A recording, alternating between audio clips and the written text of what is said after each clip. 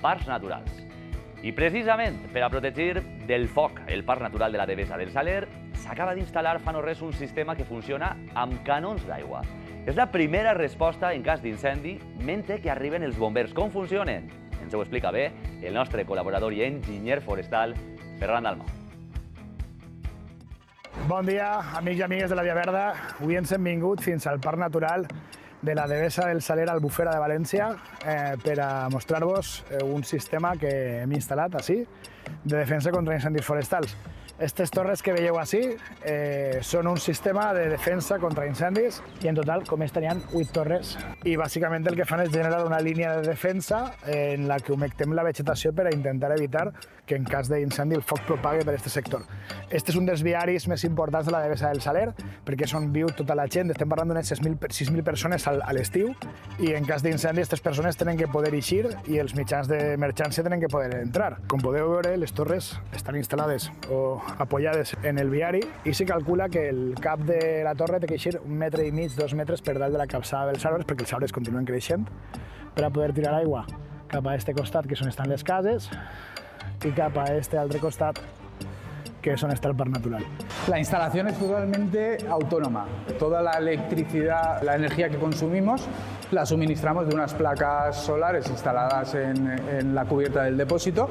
Y aquí tenemos las baterías. Tenemos también un grupo electrógeno por si las condiciones de sol no son adecuadas, que se enchufa para tener siempre garantizado la electricidad.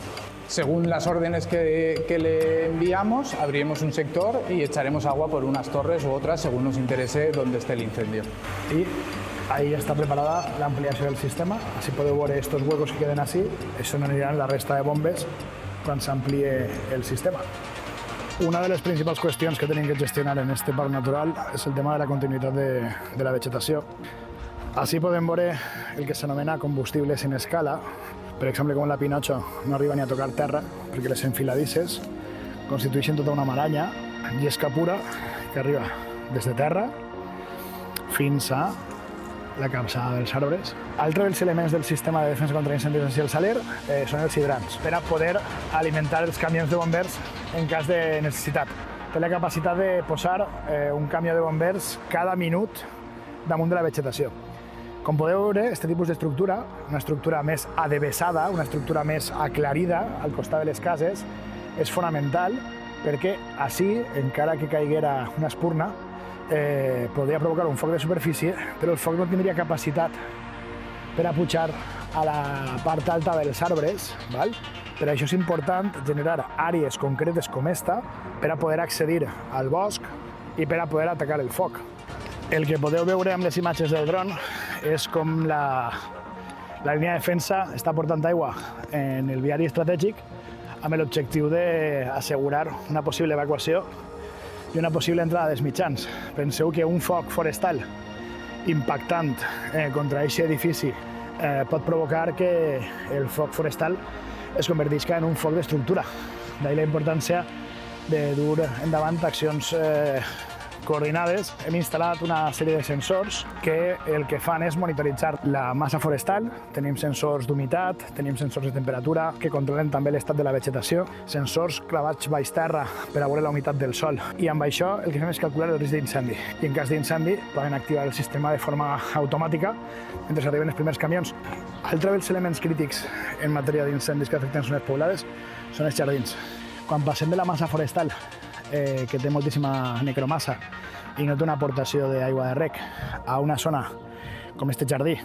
Això fa que aquesta línia de jardí sigui una xicoteta línia de defensa, un xicotet tallafocs. Si jo tinc aquesta massa forestal, el foc puc passar des de la massa forestal a este arbre. D'este arbre pot enganxar, per exemple, aquella palmera d'allà per espurnes, per xispes que volen, i en funció de cap on vaig al vent, aquesta palmera pot acabar transmitint el foc a l'estructura. A les imatges del dron de Bombers de València, amb imatge tèrmica, es pot veure en color fosc l'efecte de la precipitació artificial, de l'aigua que aporta el sistema SIDE-Info, es pot veure com baixa la temperatura. Ens marca l'àrea de tallafocs verd per a afrontar el possible impacte d'un incendi forestal. L'autoprotecció és fonamental fonamental si volem evitar que els nostres boscos es cremen. Si com a societat aconseguim tindre nuclis autoprotegits, reduirem moltíssim la factura ambiental a l'hora de que no se'ns creme tant de bosc. Per tant, com diguem sempre, salut, trellat i sostenibilitat.